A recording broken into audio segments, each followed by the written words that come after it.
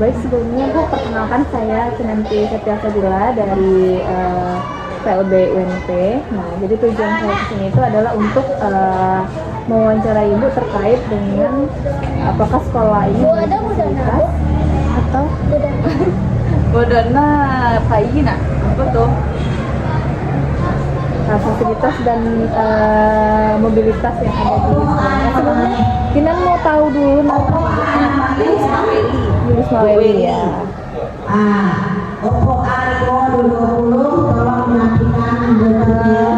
Itu apakah sekolah ini memiliki kebijakan khusus Bu terkait pendidikan inklusif sendiri? Sebenarnya kalau kebijakan khusus itu kan udah ada peraturannya untuk pendidikan inklusif tuh kan semua sekolah tuh mau dia mengatakan dia inklusif atau tidak, semua sekolah tuh wajib inklusif, wajib menerima anak berkebutuhan khusus karena ada dasar hukumnya beda gitu kan. Jadi kalau untuk SDN 04 Pisang Mojang tuh berpatok di situ aja.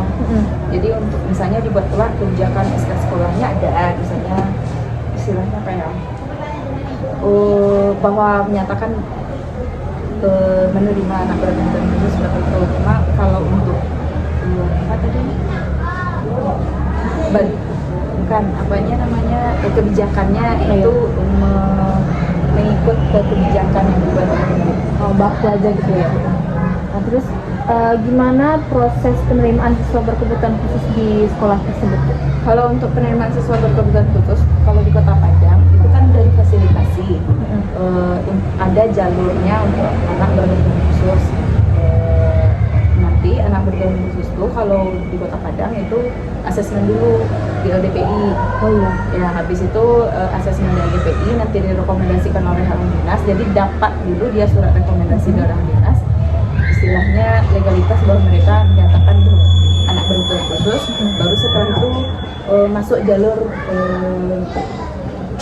sekolah reguler ini melalui anak berkebutuhan khusus. Tapi dari dinas rekomendasinya, apanya surat rekomendasinya. Oke. Terus apakah terdapat persyaratan khusus bagi calon siswa berkebutuhan khusus sebelum bergabung selain yang tadi, selain yang Iya, paling ya persyaratan khususnya emang itu aja bahwa anak itu ada suratnya dari dinas itu aja. Kalau untuk secara persyaratan yang lain sama aja dengan anak yang lain. Oh iya. Terus apa dilakukan identifikasi atau screening lagi awal sebelum siswa itu diterima di sekolah selain dari yang apa tadi? Kalau untuk kan hasil asesmen udah dilampirkan tuh. Nah, tapi kalau di sekolah screening awalnya kadang kan ada anak tuh tidak semua anak tuh masuk dengan jalur inklusi. Iya. Ternyata setelah berjalan waktu ditemukan anak itu berkebutuhan kali untuk anak kelas guru kelas 1 di awal itu kan ada namanya asesmen diagnostik yang bagaimana keadaan anak, palingan untuk penjaringan awalnya di situ. Oh iya. Terus gimana komunikasi sekolah itu dengan orang tua saat proses penerimaan ini tuh? Terus bagaimana?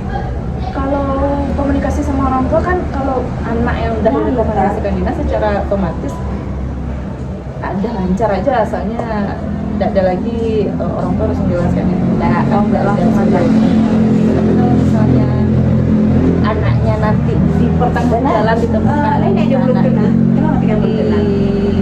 diperkirakan ada sesuatu yang harus ada naik juga nanti anak-anak lagi. Kalau itu belum sampai dulu. Mesti harus dari hasil identifikasi itu ternyata anak ditemukan perlu kita ada treatment yang lebih. Nanti baru dikomunikasikan kepada dipanggil orang tuanya, dikomunikasikan anak ini kita cari tahu anaknya emang bermasalahnya di sekolah aja atau Terus kalau tadi kan asesmen melakukan ini ya Bu, asesmen diagnostik. Kalau untuk kemampuan dan kebutuhan siswanya ada di asesmen juga Bu? Contohnya kayak kalau misalnya apa namanya, kalau misalnya berkesulitan belajar itu mungkin kan dari asesmen diagnostik itu diketahui anaknya ini masalahnya di sini atau saatnya jam 8 dimulai. kelas itu kan verifikasi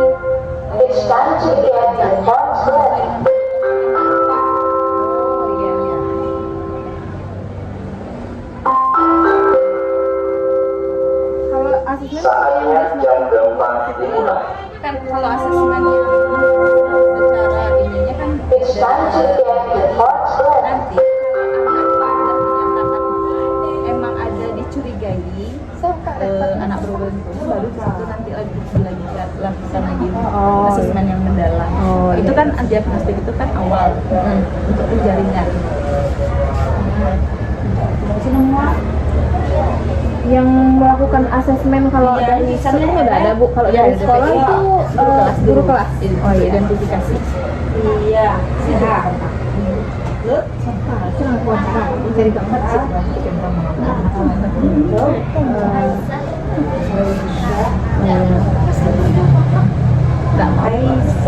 Berapa kali kira-kira Bu evaluasi perkembangan siswa berkebutuhan khusus itu dilakukan di sekolah ini? Kalau evaluasi kan tiap kita selesai melakukan pembelajaran kan evaluasi. Iya.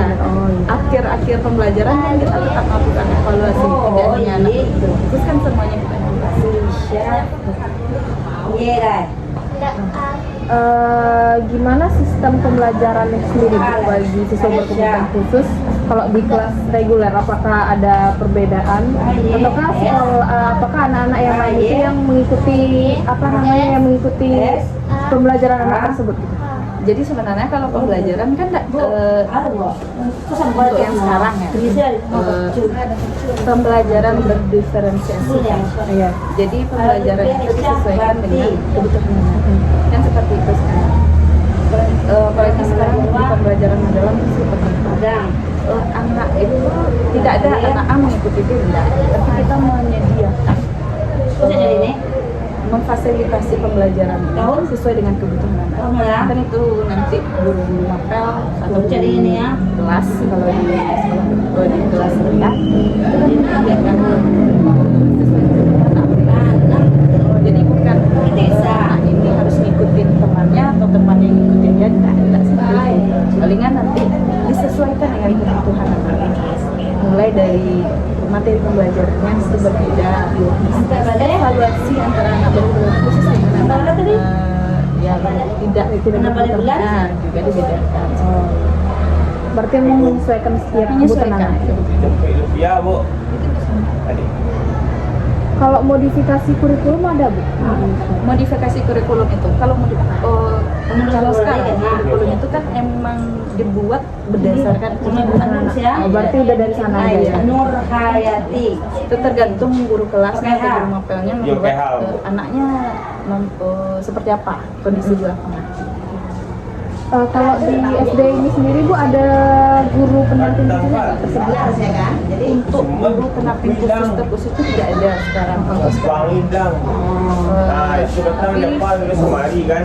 Insya Allah semua guru itu udah Tapi inklusi ya. Nah, ini awak. Ini apa yang boleh datang kan? Oh, lagi sebentar. lah kakak abangnya. Iya, kakak nunggu kan. Kau suruh masuk lah MSN kan. Iya. Kakak mau di gua yang ngurus. Apakah sekolah ini menerapkan diferensiasi pembelajaran? yang seperti disampaikan tadi kan ada pembelajaran berdiferensiasi. Ini nanggung ya.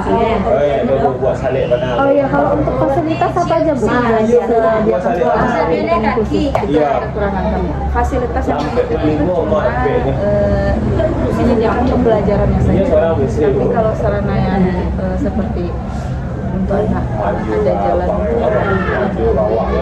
sepeda atau untuk anak yang ramah mobilitas untuk anak itu belum ada. Maksudnya kan di ayah ini juga kan. Iya. Lebih ke Kan ada sarana.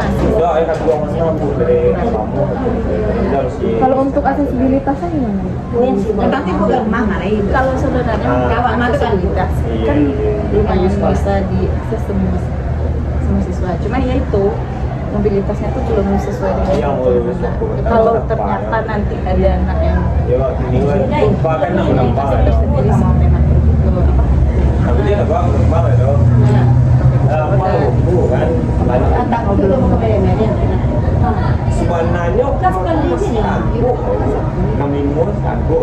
Cuma dia awak was-was Itu yang jalan ya. Kalau media pembelajaran khususnya ada Bu? Tapi ngapain naik sebenarnya? Contohnya ini ya, ini ada Salah. kebetulan anak yang ada di sini kan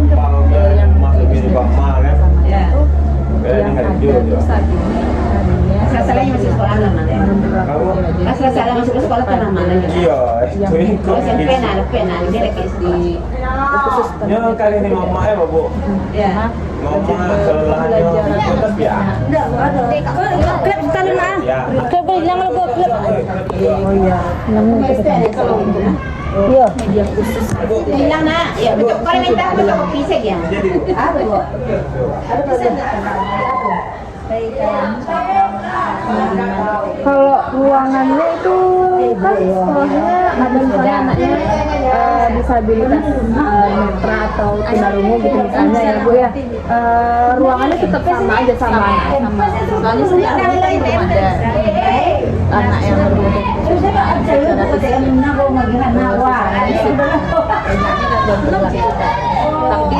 Tapi itu seperti yang disampaikan tadi, sarana dan prasarana untuk anak berkebutuhan khusus di sini itu belum. Tapi sama aja kelas. Tapi dipastikan kalau misalnya kelas itu terang, ya, kalau itu bisa sirkulasinya bagus.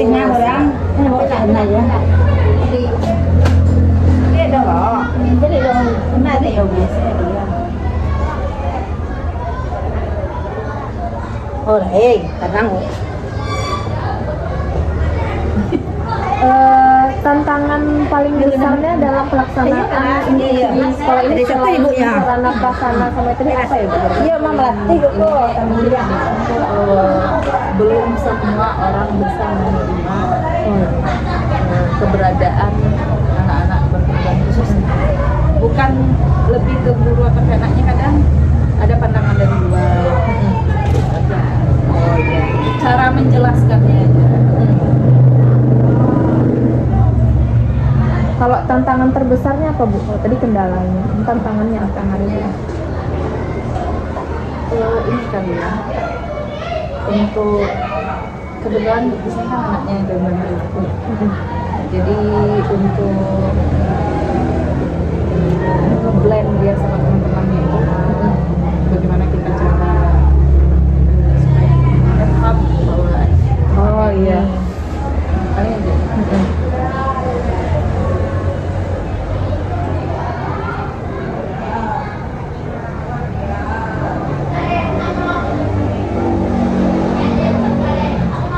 Kalau pelatihan untuk gurunya ada nggak Bu kira-kira di sini untuk anak berkebutuhan khusus? Pelatihan guru.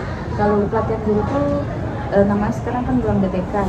Iya. Di ruang DTK tuh ada pelatihan untuk sekolah inklusi. Jadi sebenarnya nanti kalau di platform pendidikan itu ada kemudian juga ada workshop-workshop Oh workshop dari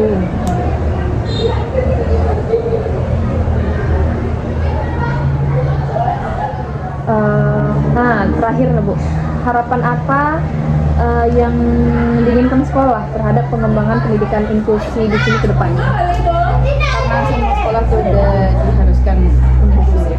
Jadi sebenarnya sarana dan prasarananya tentu harus mungkin hari ini yang masuk ke sini itu hanya anak gangguan jiwa. Sebenarnya ada satu anak kelas 3 ya Kak yang belum yang ototnya lemah dan Iya. jadi orang tuanya harus gendong ke kelas gitu. Oh Jadi mungkin itu tidak hanya sarana juga, kemudian tenaga pendidiknya lebih mungkin di PK juga salah satu solusinya. mungkin itu saja yang bisa saya tanya. Udah 26 poin kayaknya sudah cukup menggambarkan gimana keadaan di sekolah terkait dengan pendidikan inklusi. Kita boleh foto dulu? Iya.